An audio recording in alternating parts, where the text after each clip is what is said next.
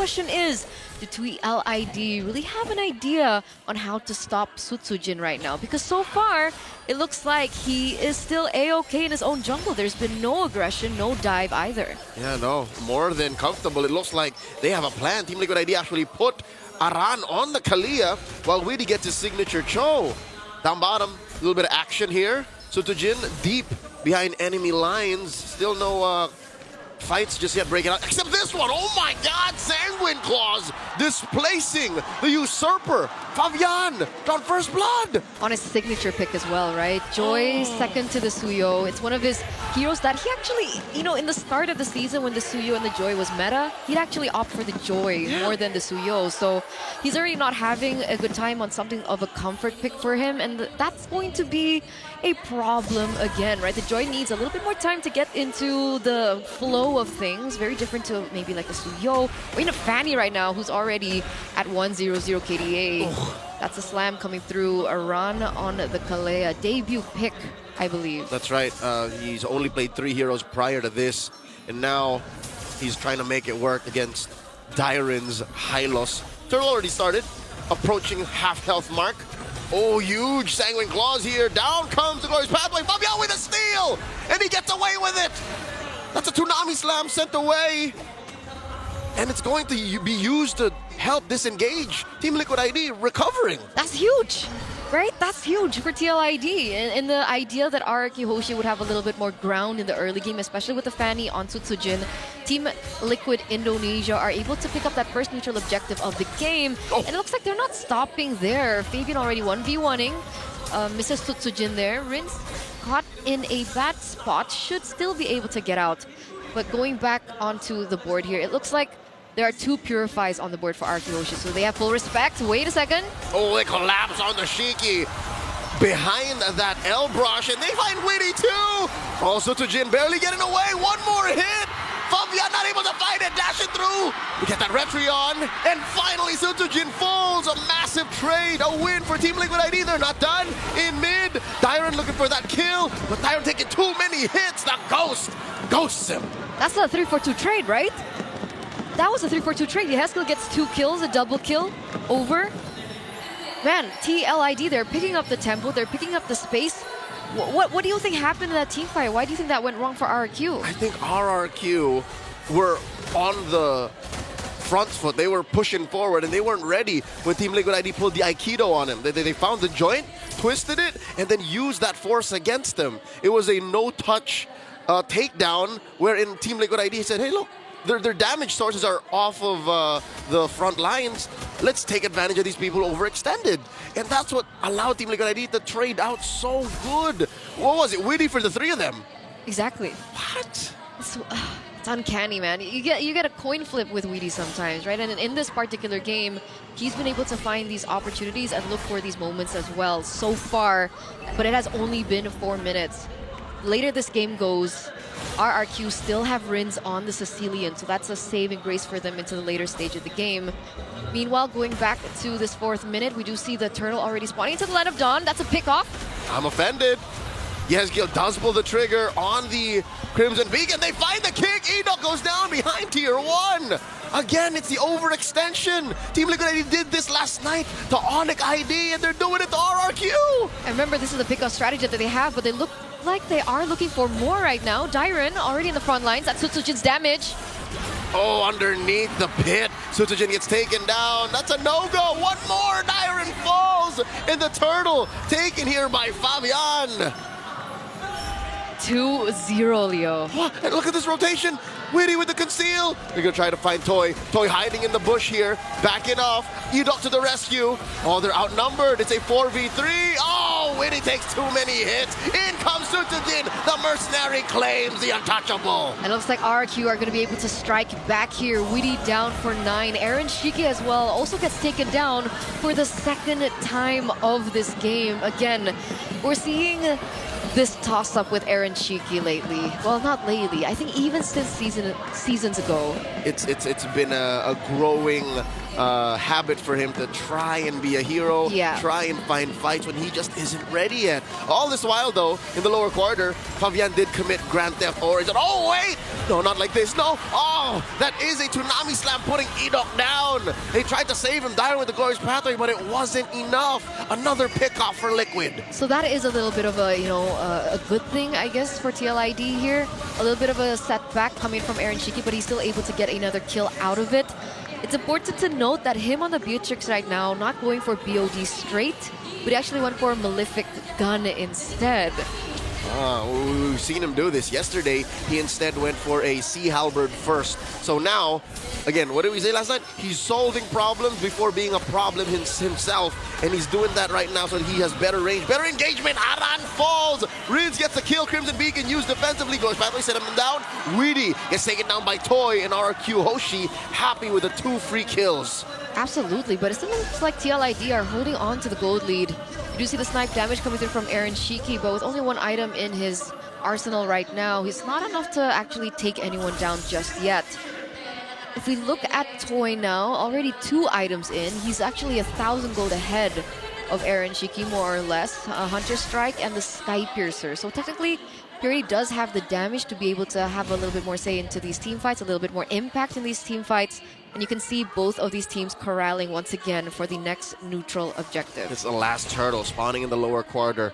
Big chubby wave left in by the Kingdom. Does get a passive push up top. Sutsujin now has a Malefic Roar. So we're seeing how the Kingdom will make the most of that power spike. Again, you have a Hunter Strike and a Sky Piercer on Toy. You want to put him in the front line. That's why he's here, but I'm scared for him for Witty. Oh, Witty does find the angle. Wrong direction kick. Down he goes. Sutsujin gets the kill. Oh, but Fabian had eyes on the turtle. That's all he wanted. Dyren gets blasted by the untouchable Aaron Shiki there. Scoring 1, serving it up to someone else from Liquid. And currently, again, Liquid are making the most of these engagements. They get the turtle, they get a trade. So in the end, it is still in favor of TLID, right? That's true. And it's unfortunate because coming into that, RQ went full force in knowing that Sutsujin is so far behind on Fabian right now. Look at the differences in EXP. Sutsujin level 11. We see Fabian at 13. Almost 2,000 gold. Exactly. 1,400 gold ahead for Fabian. And you can see the items already built in for him. You have the Starlium Scythe as well as the Holy Crystal straight in. Dear God, he skipped an item. You usually go HC third. But here he's like, I'm going for the throat, man. We're very early ahead of RRQ. Let's do it now. Toy gets caught out. How does that happen? Sutsujin to the rescue. Oh, he does try to burst Witty, but on camera, Fabian does get a kill. We barely caught a glimpse of his takedown on Edo. What is happening to the Kingdom? They're crumbling down right now. That's what's happening here, Leo. 8 minutes in, TLID, 2,500 gold lead.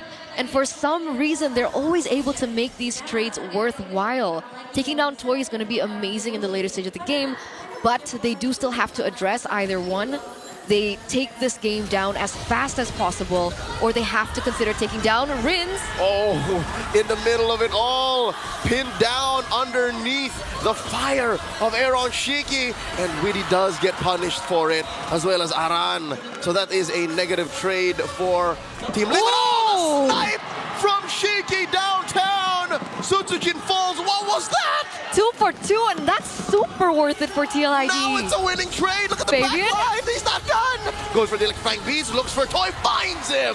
The Usurper gets another. While Aaron Shiki and the rest of Liquid push. TLID woke up today and chose violence with so much doubt corralling around this team right now. Look at what they've been able to do in this game. A 3,600 gold lead. They're holding every single lane dominance right now. And it looks like that's going to be a free Lord given over to TLID in the 10th minute of the game. Oh my God, 3 for 3 on the Turtles, winning trades up to this point. Look at the entrance on Aran. He's fearless. He's willing to give himself up for the greater good. That's what is needed, right? I mean, coming into this, everyone thought that, okay, Aran only being able... Oh, let's see the snipe. Boom! Oh. Nice. Now you don't.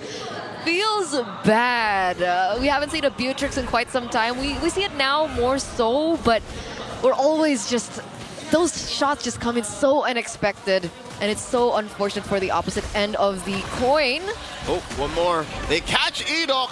Hit him with that Toonami slam while the rest of Liquid push in. Lord wailing away at this tier 2 in mid. Down bottom, Fabian's working on that tier 2 as well. And the map is looking red.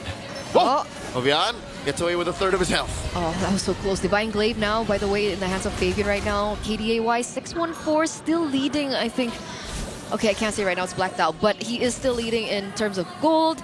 And it makes me think that everything has been just mind games for TLID, right? We think Aran can only perform on the Hilda, but look at him on the Kalea too. Oh, coming in, gets punished by the damage profile Team Liquid ID's playing with. Sutsujin and Dairon get blasted just by merely stepping in. Team Liquid ID, what are you made of? They're going to be able to pick up this turret as well in the top lane. They're taking every single tier 2 turrets.